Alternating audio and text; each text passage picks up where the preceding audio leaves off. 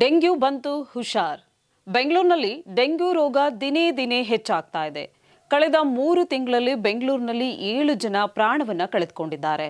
ಈ 3 ವರ್ಷದಲ್ಲಿ ಇದೇ ಮೊದಲನೇ ಬಾರಿಗೆ ಡೆಂಗ್ಯೂ ಇಂದ ಸಾವುಗಳಾಗಿವೆ ಅಂತ ಸಂಬಂಧಪಟ್ಟಂತಹ ಅಧಿಕಾರಿಗಳು ತಿಳಿಸಿದ್ದಾರೆ.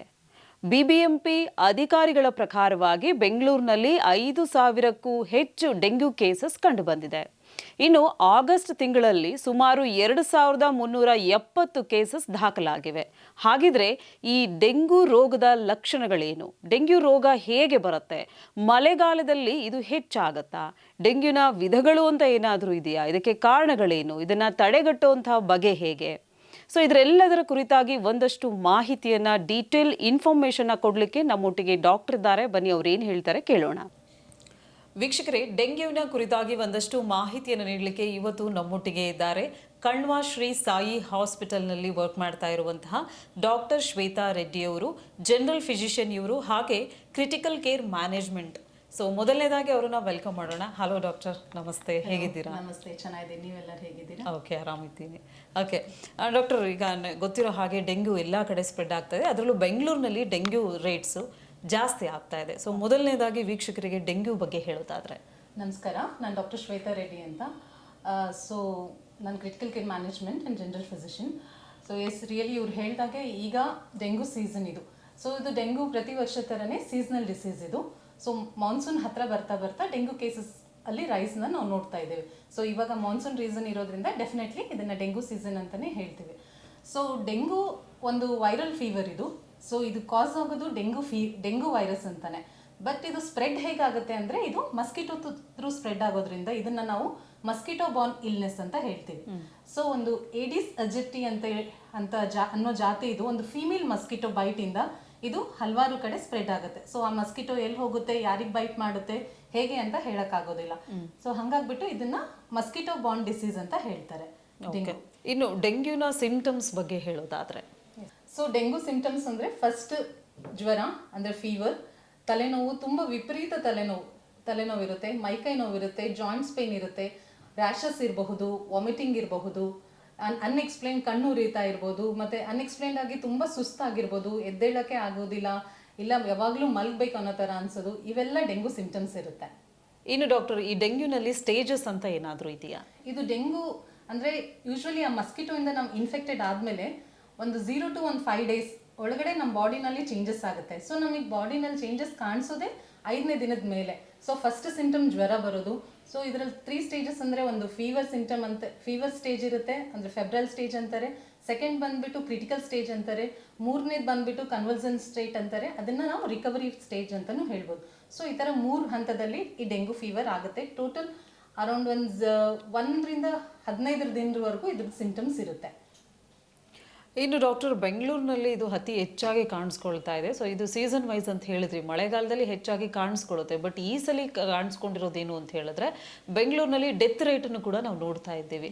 ಸೊ ಇದು ಅಷ್ಟೊಂದು ಭಯಾನಕ ಆಗಲಿಕ್ಕೆ ಕಾರಣ ಏನು ಹಾಗಿದ್ರೆ? ಈಗಿನ ಕಾಲದಲ್ಲಿ ನಾವು ಯಾರೂ ನಮ್ಮದು ಆರೋಗ್ಯಕ್ಕೆ ಇಂಪಾರ್ಟೆನ್ಸ್ ಕೊಡದೇ ಇರೋದೇ ಇದು ಒಂದು ಕಾರಣ. ಮೇನ್ ಆಗಿ ಸೆಕೆಂಡ್ ರೀಸನ್ ಬಂದ್ಬಿಟ್ಟು ಹೈಡ್ರೇಷನ್ ಇರುತ್ತೆ. ನಾನು ಹೇಳಿರೋ ಥರ ಫೀವರ್ ಸ್ಟೇಜ್ ಅಂತ ಫಸ್ಟ್ ಸ್ಟೇಜ್ ಇರುತ್ತಲ್ಲ, ಮ್ಯಾಕ್ಸಿಮಮ್ ಪೀಪಲ್ ಆ ಫಸ್ಟ್ ಸ್ಟೇಜ್ನ ನೆಗ್ಲೆಕ್ಟ್ ಮಾಡ್ತಾರೆ. ಆ ನೆಗ್ಲೆಕ್ಟ್ ಮಾಡಿದಾಗೆ ಅದು ನಾವು ಸೆಕೆಂಡ್ ಸ್ಟೇಜ್ ಅಂದರೆ ಕ್ರಿಟಿಕಲ್ ಸ್ಟೇಜ್ಗೆ ಹೋಗೋದು. ಸೊ ಕ್ರಿಟಿಕಲ್ ಸ್ಟೇಜ್ ಯಾವಾಗಿರುತ್ತೆ, ಫೀವರ್ ಎಲ್ಲ ಕಮ್ಮಿ ಆಗಿಬಿಡುತ್ತೆ. ಸೊ ಫೀವರ್ ಎಲ್ಲ ಕಮ್ಮಿ ಆಗಿಬಿಟ್ಟಿದೆ, ನಾನು ಇವಾಗ ಚೆನ್ನಾಗಿದ್ದೀನಿ ಅಂತ ಹೇಳ್ಬಿಟ್ಟು ಎಷ್ಟೋ ಜನ ಹೇಳ್ತಾರೆ, ಆರಾಮಾಗಿ ಮನೇಲಿ ಇರ್ತಾರೆ. ಬಟ್ ಅದು ಹಂಗಲ್ಲ. ಆ್ಯಕ್ಚುಲಿ ಕ್ರಿಟಿಕಲ್ ಸ್ಟೇಜ್ ಸ್ಟಾರ್ಟ್ ಆಗೋದೇ ಫೀವರ್ ಮುಗ್ದಾದ್ಮೇಲೆ. ಸೊ ಆ ಟೈಮಲ್ಲಿ ನಮಗೆ ಸಿವಿಯರ್ ಸುಸ್ತಿರುತ್ತೆ, ಮೈಕೈ ನೋವಿರುತ್ತೆ. ಸೊ ಫೀವರ್ ಕಮ್ಮಿ ಆಗಿಬಿಟ್ಟಿದೆ, ಇದು ಕಾಮನ್ ಬಿಡಿ ಇದೆಲ್ಲ ಅಂದ್ಕೊಂಡು ನಾವು ನೆಗ್ಲೆಕ್ಟ್ ಮಾಡ್ತೀವಿ. ಆ ಸ್ಟೇಜೇ ಇರುತ್ತೆ, like 24 hours to 48 hours fever ಕಮ್ಮಿ ಆದಮೇಲೆ ಇರೋ ಸ್ಟೇಜ್ ಏನಿರುತ್ತಲ್ಲ, ಅದನ್ನೇ ನಾವು ಕ್ರಿಟಿಕಲ್ ಸ್ಟೇಜ್ ಅಂತ ಹೇಳ್ತೀವಿ. ಆ ಟೈಮಲ್ಲಿ ನಮಗೆ ಎಲ್ಲಿಂದಾದರೂ ಬ್ಲೀಡಿಂಗ್ ಆಗೋ ಚಾನ್ಸಸ್ ಇರುತ್ತೆ. ಅದನ್ನು ನಾವು ಪ್ಲಾಸ್ಮಾ ಲೀಕ್ ಆಗೋ ಫೇಸ್ ಅಂತ ಹೇಳ್ತೀವಿ. ಸೊ ಆ ಟೈಮಲ್ಲಿ ನಮಗೆ ಲಂಗ್ಸ್ ಒಳಗಡೆ ನೀರು ಸೇರ್ಕೊಳ್ಳೋ ಚಾನ್ಸಸ್ ಇರುತ್ತೆ, ಹೊಟ್ಟೆ ಒಳಗಡೆ ನೀರು ಸೇರ್ಕೊಳ್ಳೋ ಚಾನ್ಸಸ್ ಇರುತ್ತೆ, ಎಲ್ಲಿಂದಾದರೂ ಇಂಟರ್ನಲ್ ಬ್ಲೀಡಿಂಗ್ ಆಗೋ ಚಾನ್ಸಸ್ ಇರುತ್ತೆ. ಐದರ್ ಅದು ಬ್ರಷ್ ಮಾಡಬೇಕಾದ್ರೆ ಗಮ್ಸಿಂದ ಬ್ಲೀಡಿಂಗ್ ಇರ್ಬೋದು, ಯೂರಿನಲ್ಲಿ ಬ್ಲೀಡಿಂಗ್ ಇರ್ಬೋದು, ಮೋಷನ್ನಲ್ಲಿ ಬ್ಲೀಡಿಂಗ್ ಇರ್ಬೋದು. ಇನ್ನೂ ಕೆಲವೊಂದು ಸಿವಿಯರ್ ಸಿಂಟಮ್ಸಲ್ಲಿ ಲೈಕ್ 1 in 100 ಅಂತ ಹೇಳ್ಬೋದು. ಸೊ ಬ್ರೈನ್ನಲ್ಲಿ ಬ್ಲೀಡಿಂಗ್ ಆಗ್ಬೋದು. ಡೆಂಗ್ಯೂ ನಾವು ಅಂದ್ಕೊಂಡಷ್ಟು ಈಸಿ ಅಲ್ಲ. ಈ ಕ್ರಿಟಿಕಲ್ ಫೇಸ್ ಏನು 48 hours ಇರುತ್ತೆ, ಅದನ್ನ ನಾವು ನೆಗ್ಲೆಕ್ಟ್ ಮಾಡಿದರೆ it will lead to death also. Doctor, ಇದು ಒಬ್ಬರಿಂದ ಒಬ್ಬರಿಗೆ ಹರಡುವಂತಹ ರೋಗನ? ಇನ್ಫೆಕ್ಟೆಡ್ ಆಗಿರೋ ಪರ್ಸನ್ ಇಂದ ಬೈಟ್ ಆಗಿರೋ ಮಸ್ಕಿಟೋ ಇನ್ನೊಬ್ರಿಗೆ ಬೈಟ್ ಆಯ್ತಂದ್ರೆ ಹರಡುವಂಥ ರೋಗ ಇದು. ಇದನ್ನು ಕಾಂಟ್ಯಾಜಸ್ ಡೆಂಗು ಆಗಿರೋ ಪರ್ಸನ್ನ ನಾವು ಮುಟ್ಟಿದ್ರೆ ಆಗ್ಬಿಡುತ್ತಾ ಅಂದರೆ ಅಲ್ಲ, ಆಗೋದಿಲ್ಲ. ಓಕೆ, ಹಾಗಿದ್ರೆ ಇದನ್ನ ತಡೆಗಟ್ಟುವಂಥ ಕ್ರಮಗಳೇನು? ಎಸ್. ಸೊ ಇದನ್ನು ತಡೆಗಟ್ಟಬೇಕಂತಂದರೆ ಡೆಂಗು ನಾನು ಹೇಳ್ದಂಗೆ ಇದು 3 ಸ್ಟೇಜಸ್ಸಲ್ಲಿ ಇರುತ್ತೆ. ನಾವು ಫಸ್ಟ್ ಸ್ಟೇಜ್ ಯಾವಾಗ ನಾವು ಫೆಬ್ರೈಲ್ ಸ್ಟೇಜ್ ಅಂತ ಹೇಳ್ತೀವಿ, ಅದು ನಮಗೆ ಮೈಲ್ಡ್ ಆಗಿರುತ್ತೆ. ಆ ಸ್ಟೇಜಲ್ಲಿ ನಾವು ನಮ್ಮನ್ನ ಚೆನ್ನಾಗಿ ರೆಸ್ಟ್ ಕೊಡಬೇಕು. ಫಸ್ಟ್ ಬಾಡಿಗೆ ಬೇಕಾಗಿರೋದು ರೆಸ್ಟ್. ಸೆಕೆಂಡ್ ಒನ್ ಅದೇ ಬಾಡಿ ಪೇಯ್ನ್ಗೋಸ್ಕರ ನಮಗೆ ಫೀವರ್ ಇತ್ತು ಅಂದರೆ ಅದ್ರಿಗೋಸ್ಕರ ನಾವು ಟ್ರೀಟ್ಮೆಂಟ್ ತೊಗೊಳ್ಬೇಕಾಗತ್ತೆ. ಆದಷ್ಟು ಬೇಗ ನಾವು ಡಾಕ್ಟರ್ನ ಕನ್ಸಲ್ಟ್ ಮಾಡಬೇಕಾಗತ್ತೆ. ಡೆಫಿನೆಟ್ಲಿ ಈಗ ಎಲ್ಲರಿಗೂ ಗೊತ್ತಿದೆ, ಜ್ವರ ಅಂದ ತಕ್ಷಣ ಡೋಲೋ ತೊಗೊಳ್ತೀರಾ. ಎಸ್, 1 ಡೇ 2 ಡೇ ಡೋಲೋ ತೊಗೊಂಡ್ಬಿಟ್ಟು ನಿಮಗೆ ಕಮ್ಮಿ ಆಗಿಲ್ಲ, ನೀವು ರೆಸ್ಟ್ ತೊಗೊಂಡ್ರೂ ಕಮ್ಮಿ ಆಗ್ತಾ ಇಲ್ಲ ಅಂದರೆ ಇಮಿಡಿಯೇಟಾಗಿ ನೀವು ಡಾಕ್ಟರ್ನ ಕನ್ಸಲ್ಟ್ ಮಾಡಬೇಕು. ಥರ್ಡ್ ಅಂತಂದರೆ ನಮಗೆ ವೆರಿ ಇಂಪಾರ್ಟೆಂಟ್, ಎಲ್ಲರಿಗೂ hydration is very very very important. So hydration ನಾವು ನಮ್ಮ ಬಾಡಿನ ಎಷ್ಟು ನೀಟಾಗಿ ಮಾಡ್ತೀವಿ ಅಲ್ಲಿವರೆಗೂ ಆ ಪ್ಲಾಸ್ಮಾ ಲೀಕ್ ಆಗೋ ಫೇಸ್ನ ನಾವು ತಡೆಗಟ್ಬೋದು. ಡಾಕ್ಟರ್, ಇದು ಡೆಂಗ್ಯೂ ಬಂದಾಗ ಮನೆಯಲ್ಲಿ ಏನಾದರೂ ಮನೆಮದ್ದುಗಳನ್ನು ಉಪಯೋಗಿಸ್ಕೊಂಡು ಆ ರೋಗವನ್ನು ತಡೆಗಟ್ಟುವಂಥ ಚಾನ್ಸಸ್ ಏನಾದರೂ ಇದೆಯಾ? ಸೊ ಮನೆ ಮದ್ದು ಅಂತ ಎಕ್ಸಾಕ್ಟ್ಲಿ ಡೆಂಗೂಗೆ ಅಂತಲೂ ಏನು ಸ್ಪೆಸಿಫಿಕ್ ಆಗಿ ಸಿಂಪ್ಟಮ್ ಇರೋದಿಲ್ಲ. ಅದೇ ರೀತಿ ಮನೆ ಮದ್ದೂ ಇಲ್ಲ. ಸೊ ಮನೆ ಮದ್ದು ತೊಗೊಂಡ್ಬಿಟ್ಟು ಡೆಂಗೂನ ಇದು ಮಾಡ್ಬೋದು ಅಂತ ಇಲ್ಲ. ಇದರಲ್ಲಿ ಒಂದೇ ಒಂದು ನಮ್ಮ ಇಮ್ಯುನಿಟಿನ ಚೆನ್ನಾಗಿರಬೇಕು, ನಮ್ಮ ಕ್ವಾಲಿಟಿ. ಫಸ್ಟು ಫೀವರ್ ಬಂದಾಗ ನಮ್ಮ ಬಾಡಿಗೆ ರೆಸ್ಟ್ ಕೊಡಬೇಕು, ಹೈಡ್ರೇಷನ್ ಚೆನ್ನಾಗಿ ಮಾಡಬೇಕು. ಯಾವುದೇ ಮನೆ ಮದ್ದುಗೋಸ್ಕರ ಹೋಗಬೇಡಿ. ದಯವಿಟ್ಟು ಈ ಥರ ಏನಾದರೂ ಸಿಂಪ್ಟಮ್ ಇದ್ದಾಗ ಫಸ್ಟ್ ಡಾಕ್ಟರ್ನ ಕನ್ಸಲ್ಟ್ ಮಾಡಿ. ಮತ್ತು ಇದನ್ನು ನಾವು ಪ್ರೊಟೆಕ್ಷನ್ ಹೇಗೆ ಮಾಡ್ಕೋಬೇಕು ಅಂದರೆ ಪ್ರಾಪರ್ ಆಗಿರೋಂಥ ಮಸ್ಕಿಟೋ ರೆಪಲೆನ್ಸ್ ಯೂಸ್ ಮಾಡ್ಕೊಳ್ಳಿ. ಕ್ರೌಡೆಡ್ ಪ್ಲೇಸಸ್ಸಲ್ಲಿ ಅವಾಯ್ಡ್ ಮಾಡಿ. ನಮ್ಮ ಮನೆ ಸುತ್ತ ಎಲ್ಲಿನೂ ವಾಟರ್ ಸ್ಟಾಗ್ನೆಂಟ್ ಆಗದೆ ಇರೋ ಥರ ನೋಡ್ಕೊಳ್ಳಿ. ಮಸ್ಕಿಟೋ ನೆಟ್ಸ್ ಯೂಸ್ ಮಾಡ್ಕೊಳ್ಳಿ ಮತ್ತು ಕವರ್ಡ್ ಆಗಿರೋಂಥ ಕ್ಲೋತ್ಸ್ ಯೂಸ್ ಮಾಡಿ. ಮೋಸ್ಟ್ ಇಂಪಾರ್ಟೆಂಟ್ ಅಂದರೆ nutritional diet, rest and hydration ಇಷ್ಟು ವೆರಿ ಇಂಪಾರ್ಟೆಂಟ್ ಇದೆ. ಓಕೆ, ಇನ್ನು ಕೊನೆಯದಾಗಿ ವೀಕ್ಷಕರೇ, ಟ್ರೀಟ್ಮೆಂಟ್ ಹೇಗಿರುತ್ತೆ ಇದಕ್ಕೆ? ಡೆಂಗ್ಯೂ ಇಂದ ಸಫರ್ ಮಾಡ್ತಾ ಇರುವಂತಹ ರೋಗಿಗಳಿಗೆ ಟ್ರೀಟ್ಮೆಂಟ್ ಇದೆಯಾ? ಡಾಕ್ಟರ್, ಟ್ರೀಟ್ಮೆಂಟ್ ಬಗ್ಗೆ ಮಾತಾಡೋದಾದ್ರೆ. ಸೊ ಅದೇ ಟ್ರೀಟ್ಮೆಂಟ್ ಬಂದ್ಬಿಟ್ಟು ಇದಕ್ಕೆ ಸ್ಪೆಸಿಫಿಕ್ ಆಗಿ ಡೆಂಗು ವೈರಸ್ಗೆ ಟ್ರೀಟ್ಮೆಂಟ್ ಇರಲ್ಲ, ಆಂಟಿವೈರಲ್ ಅಂತ ಸ್ಪೆಸಿಫಿಕ್ ಆಗಿರಲ್ಲ. ಇದನ್ನು ನಾವು ಸಿಂಟಮ್ಸ್ ಪ್ರಕಾರನೇ ಟ್ರೀಟ್ ಮಾಡಬೇಕಾಗುತ್ತೆ. ಫೀವರ್ ಇದ್ದಿದ್ರೆ ಫೀವರ್ಗೋಸ್ಕರ ಟ್ರೀಟ್ ಮಾಡಬೇಕಾಗುತ್ತೆ. ಏನಾದರೂ ಕೆಲವೊಂದು ಪೇಷಂಟ್ಗಳಲ್ಲಿ ಇನ್ಫೆಕ್ಷನ್ ಆಗಿರೋ ಸಾಧ್ಯತೆಗಳಿರುತ್ತೆ. ಆ ಟೈಮಲ್ಲಿ ಮಾತ್ರ ನಾವು ಆ್ಯಂಟಿಬಯೋಟಿಕ್ ಬೇಕು. ಇಲ್ಲಾಂತಂದರೆ ಪ್ರಾಪರ್ ನ್ಯೂಟ್ರಿಷನ್ ಕೊಡಬೇಕಾಗುತ್ತೆ, ಹೈಡ್ರೇಷನ್ ಕೊಡಬೇಕಾಗುತ್ತೆ. ನೀವು ಸೆಕೆಂಡ್ ಸ್ಟೇಜಲ್ಲಿ ಯಾವಾಗ ಅದು ಕ್ರಿಟಿಕಲ್ ಫೇಸಲ್ಲಿ ಹೋಗಿರುತ್ತೆ ಆ ಫೇಸಲ್ಲಿ ನಾವು ಪ್ಲೇಟ್ಲೆಟ್ಸ್ ಎಲ್ಲ ಮಾನಿಟರ್ ಮಾಡಬೇಕು.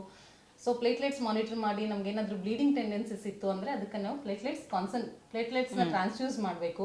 ಸೊ ಆ ಥರ ಒಂದು ಟ್ರೀಟ್ಮೆಂಟ್ ಮಾಡಿ ಮ್ಯಾನೇಜ್ಮೆಂಟ್ ಆಗುತ್ತೆ. ಸೊ ಥರ್ಡ್ ಫೇಸಲ್ಲಿ ರಿಕವರಿ ಫೇಸ್ ಇರುತ್ತೆ. ಅಲ್ಲಿ ಮೋರ್ ಆಫ್ ನ್ಯೂಟ್ರಿಷನ್ ಆ್ಯಂಡ್ ಹೈಡ್ರೇಷನ್ನೇ plays a major role on that. So ಈ ಪ್ಲೇಟ್ಲೆಟ್ಸ್ ಏನು ಮಾಡುತ್ತೆ ನಮ್ಮ ಬಾಡಿನಲ್ಲಿ ಅಂತಂದರೆ, ನಮ್ಮ ಬಾಡಿನಲ್ಲಿ ಇವಾಗ ನೀವು ಎಲ್ಲರೂ ನೋಡಿರ್ತೀರ, ಬ್ಲೀಡಿಂಗ್ ಆಗುತ್ತೆ. ಏನೋ ಒಂದು ನಮಗೆ ಗಾಯ ಆಯಿತು ಮಾಡ್ತು ಅಂದರೆ ಅಲ್ಲಿಂದ ಬ್ಲೀಡಿಂಗ್ ಆಗುತ್ತೆ. ಸೊ ಈ ಬ್ಲೀಡಿಂಗ್ ಒಂದು ಹಂತ ಆದಮೇಲೆ ಅಂದರೆ ಫ್ಯೂ ಮಿನಿಟ್ಸ್ ಆದಮೇಲೆ ಅದು ಸ್ಟಾಪ್ ಆಗುತ್ತೆ.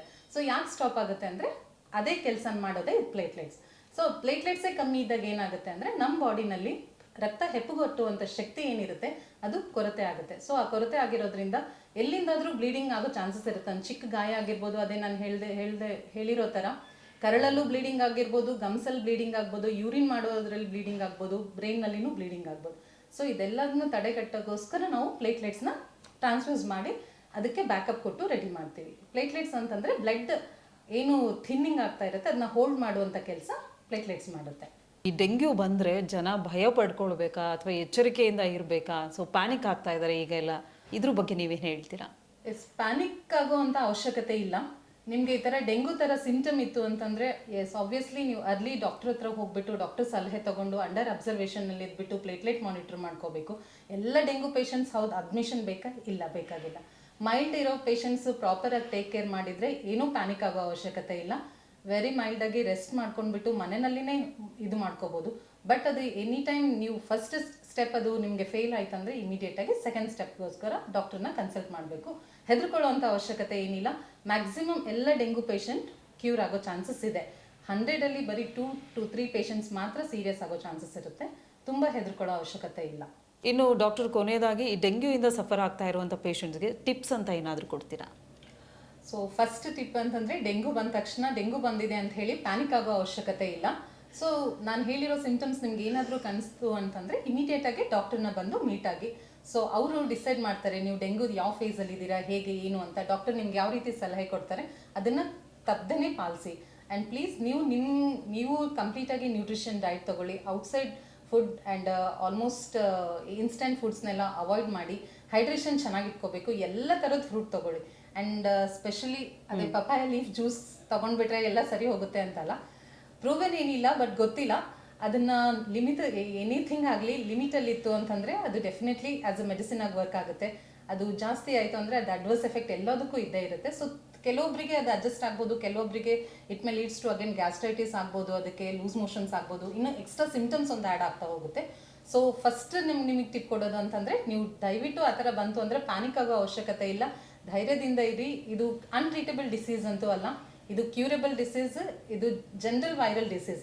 ಬಟ್ ನೆಗ್ಲೆಕ್ಟ್ ಮಾಡಿದರೆ ಮಾತ್ರ ಇದು ಕೆಲವೊಂದು ಸಮಯದಲ್ಲಿ ಮಾತ್ರ ಇದು ಸೀರಿಯಸ್ ಆಗೋ ಚಾನ್ಸಸ್ ಇರುತ್ತೆ. Yes, thank you so much doctor. Dengue ಕುರಿತಾಗಿ ಒಂದಷ್ಟು ಮಾಹಿತಿ ನಾವು ವೀಕ್ಷಕರಿಗೆ ನೀಡಿದ್ದೀರಾ. Thank you once again. Thank you.